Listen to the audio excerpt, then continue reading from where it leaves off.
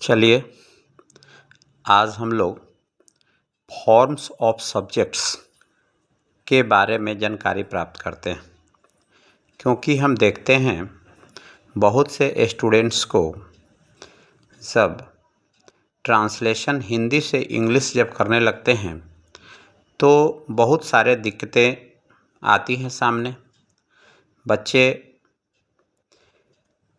Subjects को पकड़ नहीं पाते हैं और जिसके कारण से बहुत सा प्रॉब्लम होता है।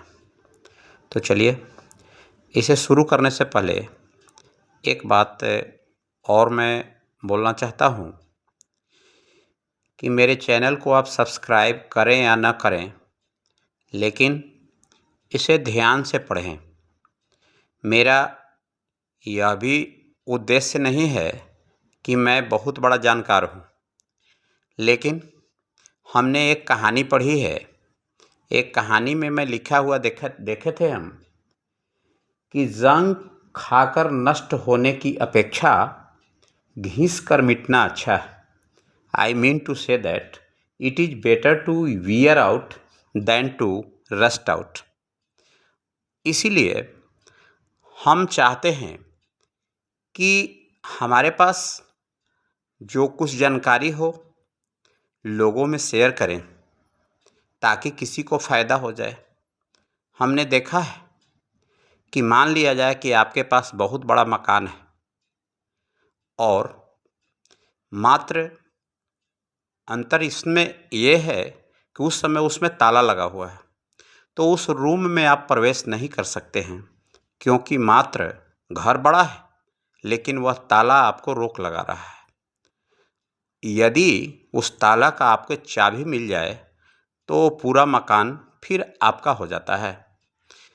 और उसी तरह से हमारे दिल में यह विश्वास होता है कि यदि हो सकता है कि हमारी कुछ बताई गई बात किसी को चाबी बन जाए तो उसको जीवन का ताला खुल जाएगा और उसका पूरा जीवन हाथ में होगा।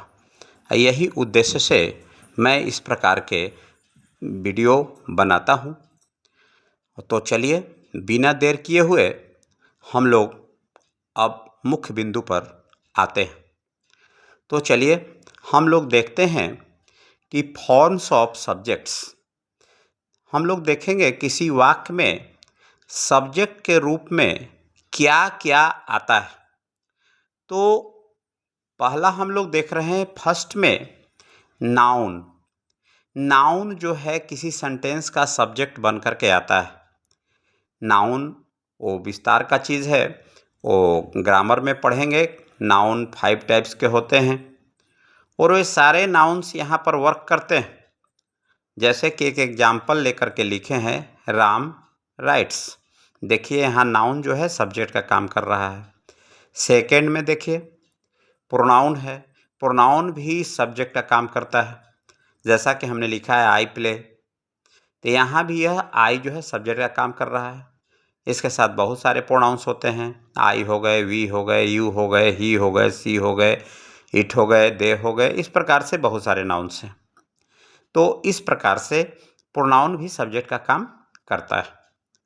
तो चलिए अब एडजेक्टिव के बारे में जानकारी प्राप्त करते हैं। एडजेक्टिव भी वाक्य के सब्जेक्ट के रूप में काम करता है और यह भी ध्यान देना है, यहाँ हमने लिखा है, देखिए गुड एक एडजेक्टिव है और इसको हमने बनाया है द गुड आर फ्यू। एक बहुत ही अच्छी यह बात है कि हम देखते हैं कि गुड मीन्स अच्छा होता है, तो जिस तरह से सिंगुलर से प्लूरल बनाया जाता है उस प्रकार से अगर हमको कहना हो कि अच्छे लोग, तो ऐसा नहीं हम बोलेंगे कि गुड को गुड्स बना देंगे, नहीं तो बहुत ही दिक्कत हो जाती है। उसका मीनिंग अर्थ का अनर्थ हो जाता है, क्योंकि हम लोगों ने देखा है गाड़ी पर लिखा होता है गुड्स कैरियर, यानी कि वह सामान ढोने वाली गाड़ी। गुड्स का अर्थ है सामान। तो इसलिए अब हम तो आखिर क्या होगा, हमको अच्छा से अच्छे लोग बनाना है, तो कोई उसमें अंतर नहीं है। जो भी एडजेक्टिव हो तो उसके पहले केवल यह द को लगा दीजिए तो वह प्लूरल फॉर्म में आ जाता है। यानी कि गुड मीन्स अच्छा होता है, लेकिन द गुड मीन्स अच्छे लोग होते हैं।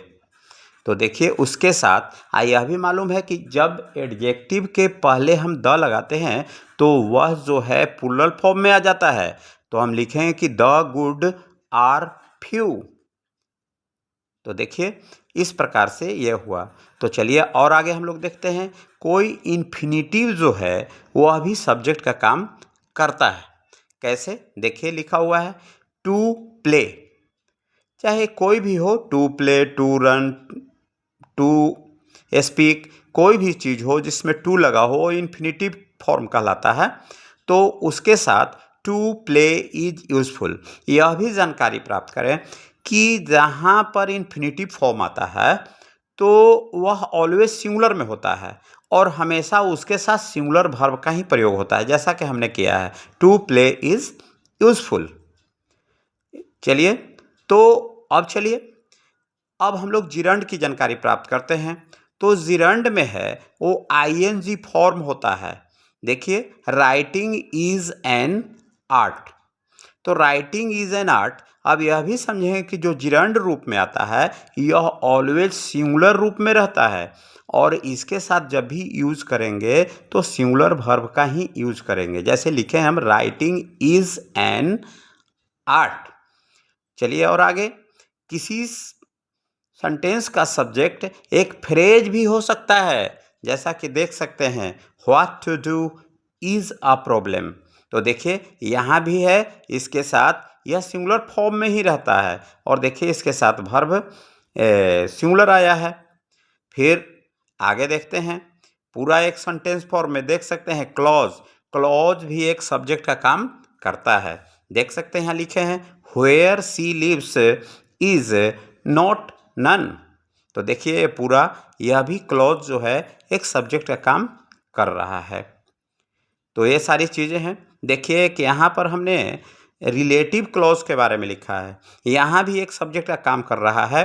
The man who is standing there is my uncle.